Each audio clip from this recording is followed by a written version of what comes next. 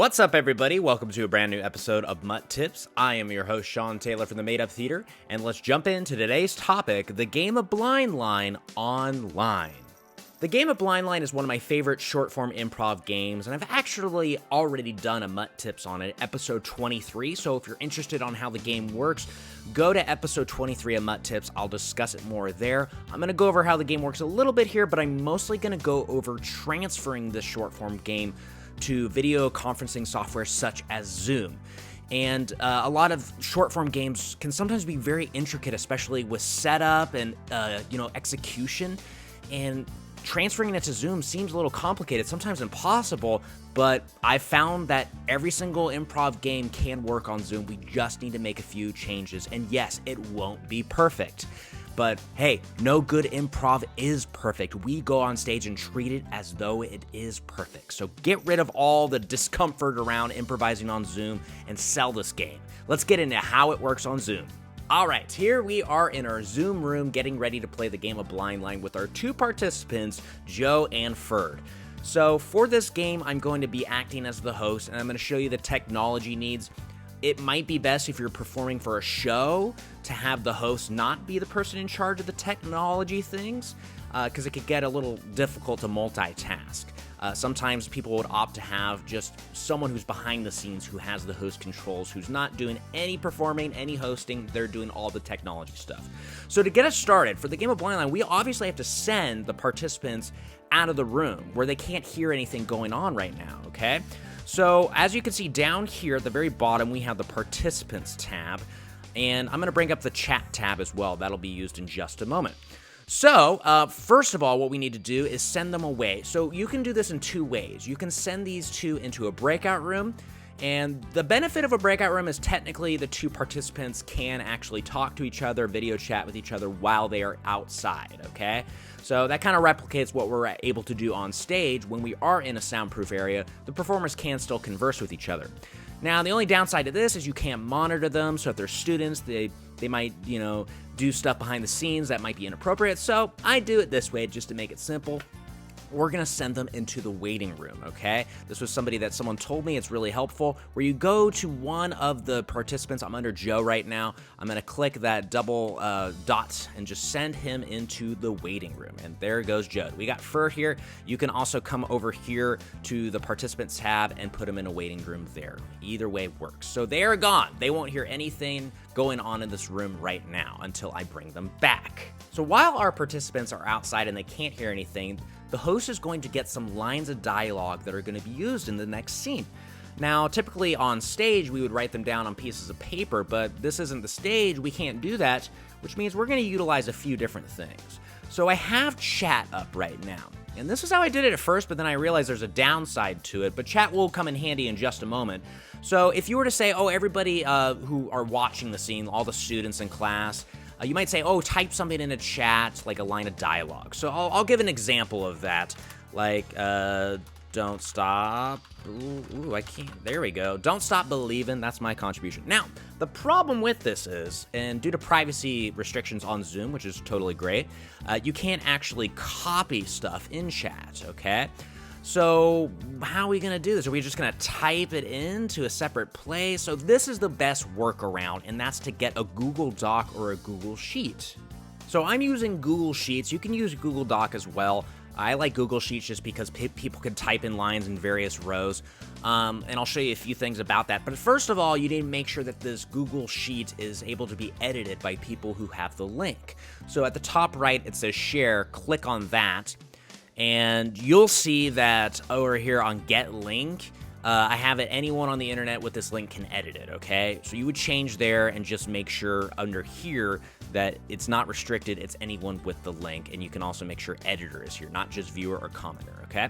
So done with that. So I give everybody the link and provide it in chat. Have everyone go there and just click on a different column or row. The problem is some people, I noticed, typed over each other's comments. So don't say, just type way up here at the top in like row 1. Everyone's going to type there first. So I just say, everybody go ahead and type in a different column and row, okay?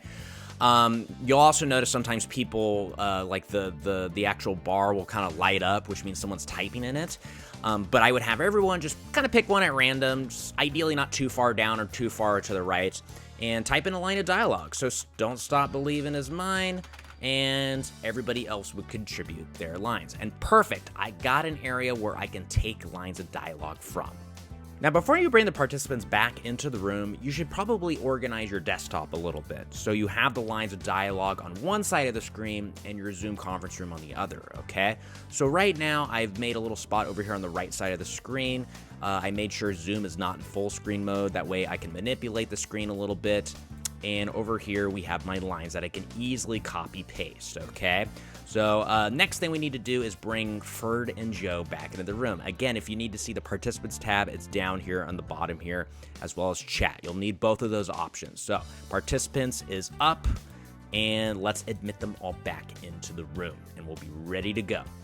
So we have Ferd and Joe back into the room, and what's going to happen next is we're going to get a suggestion from the audience and then let them start the scene. And again, for a blind line, I'm going to feed them lines every so often.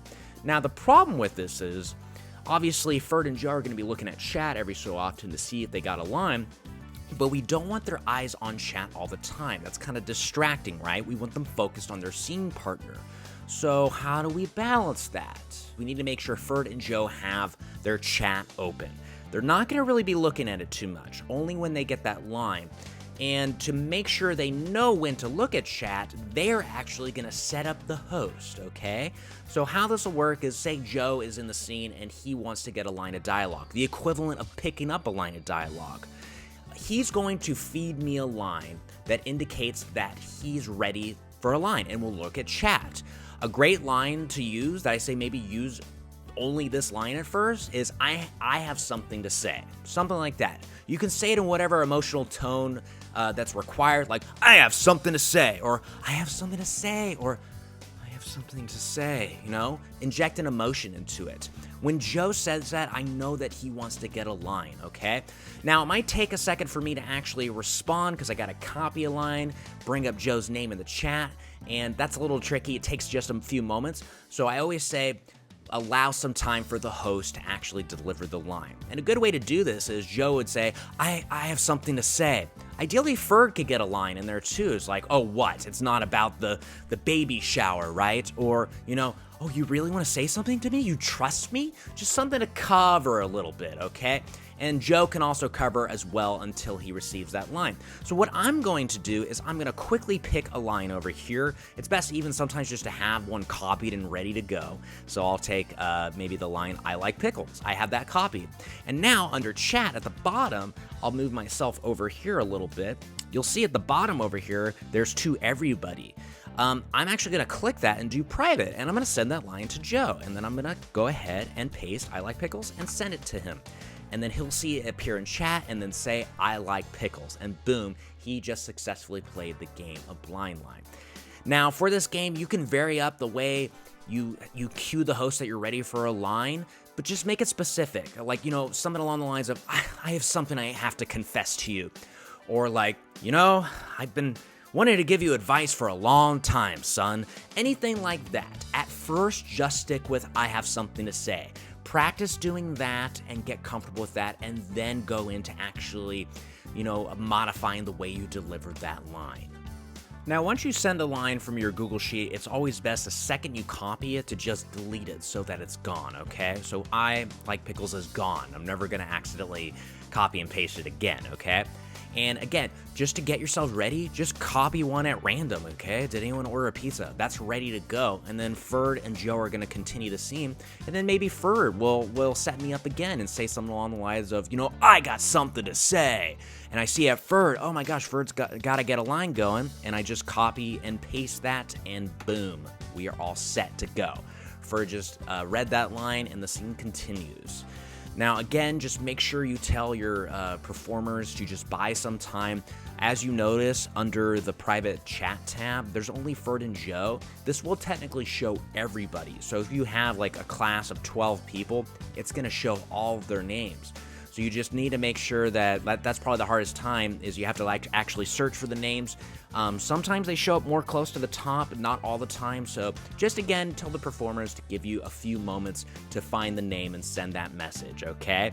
And ladies and gentlemen, that concludes this episode of MUT Tips. Just remember, any short form game can be played online. It's gonna be different, but you can still make it work. Again, this video is just all about making the game of Blind Line work online. If you need help with making the game work or tips of how the game works, again, go check out episode 23.